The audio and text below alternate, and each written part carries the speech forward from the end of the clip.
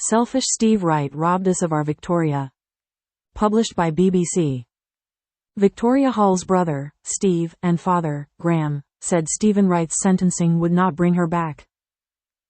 After more than 26 agonizing years without answers or justice, Victoria Hall's family and friends finally got to see her killer sentenced. Steve Wright, who was already jailed for life in 2008 for killing 5 women in the Ipswich area, was sentenced for life again on Friday for murdering the 17-year-old in nearby Felixstowe in 1999. The case had remained unsolved until he pleaded guilty at the Old Bailey on Monday, in what was a shock confession as audible gasps were heard throughout the court. During sentencing in a packed courtroom, Victoria's dad, brother and friend said that, while Wright's sentence does give Victoria justice, it would never bring her back. Victoria Hall was abducted by Wright during the early hours of the 19th of September 1999. Victoria's friend, Gemma. Victoria's close friend, Gemma Alger, told the Old Bailey that she is still feeling the effects of her murder 26 years on.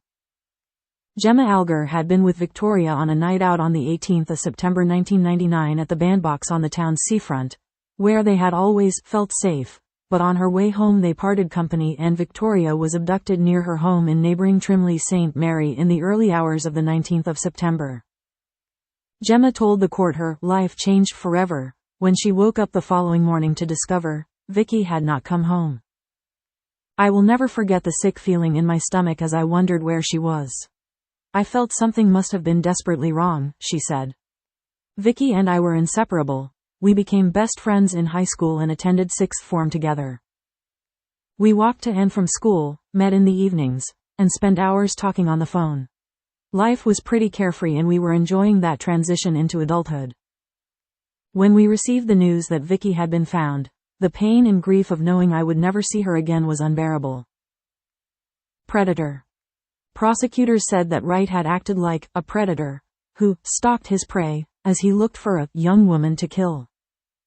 The court was also told his actions were most likely sexually motivated and, as he abducted her, faint screams of a female could be heard.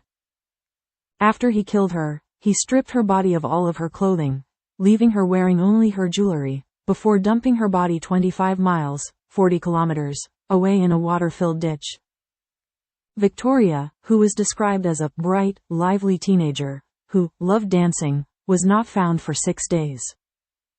Wright was previously convicted for the murder of Tanya Nicol, Center, Anneli Alderton, Annette Nichols, Paula Clennell and Gemma Adams, clockwise from top left. Victoria's body was found in a ditch beside a field about 25 miles, 40 kilometers, away from where she went missing. During that time Gemma said she found it hard to cope with Victoria's death as she was terrified and concerned about her own safety.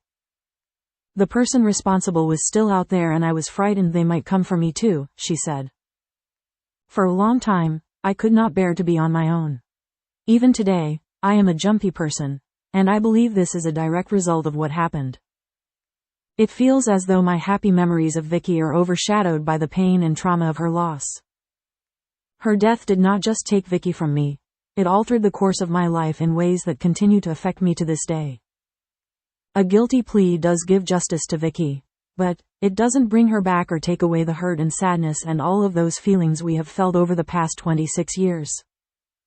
Vicky lost her life. There is nothing that can even start to make up for that. Wright sold his Ford Granada Scorpio days after murdering Victoria Hall in an attempt to conceal evidence. Victoria's dad, Graham. Victoria's dad, Graham Hall, said Wright had robbed his family of seeing her grow into a woman, go to university, get married and have children, and robbed her parents of any chance of grandchildren. He also highlighted that his wife and Victoria's mum, Lorinda, had not lived to see Wright sentenced, having died in December. In 1999, we were a normal family and then Steve Wright came along and took Victoria from us, he said in a statement read out by his son, Stephen. The pain of the week that followed will be with us forever. The waiting, not sleeping for what seemed the inevitable outcome. We finally have justice for our Victoria, but this will not bring her back. This is the end of the police involvement, but it will never be over for us, but we have learned to live with it. I miss Victoria every day and will do for the rest of my life. Stephen and Graham addressed the media outside the Old Bailey after Wright was sentenced to a minimum of 40 years. Victoria's brother, Stephen. Victoria's brother, Stephen Hall, said the selfish actions of Wright had turned his family's whole world upside down and damaged every aspect of their lives. Our family was forced into an exclusive club no one ever wants to be part of, he said. I lost my sister, and Mom and Dad, their daughter, who brought so much joy to us all with her dancing and just the lovely way she was. It's an unbearable pain. Wright showed little to no emotion throughout the sentencing hearing. Stephen also spoke about how his own children, not least his eldest son who is the same age his father was when Victoria died, never got to have an aunt in their lives. The impact is not just for us, it involves my family as well. Both my children have asked about Victoria but never had the privilege of meeting her, he said. Since I was age 15, I have had 26 years of not knowing what happened to my sister with police, media and others being interested in our lives, which is not normal. I have had a life sentence in itself. The conclusion of this does not bring closure. It only answers the question of who did it. It won't change the everyday hurt and suffering we have to go through. It's been 26 years and time doesn't heal. You just have to learn to live with it. Whatever the sentence, nothing will change what we have to deal with daily and the pain we have. The court heard how Victoria Hall was a bright, lively teenager who was looking forward to one day going to university. Attempted kidnap victim, Emily Doherty. On Monday, Wright also admitted the attempted kidnap of Emily Doherty the evening before he killed Victoria. She had gone out for her last night out in Felixstowe on the 17th of September before she and her husband went on a 6-month honeymoon. In her statement, which was read out by prosecutor Jocelyn Ledward KC, she said she had been stalked by Wright for what seemed like 40 minutes during the early hours of the 18th of September. I have never been so scared in my life, said Emily, who also said she was now super cautious about walking alone at night.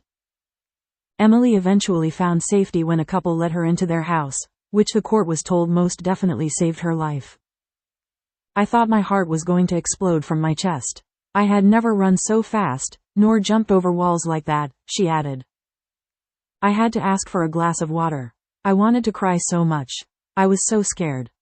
Wright admitted killing Victoria and attempting to kidnap Emily Doherty at the Old Bailey on Monday.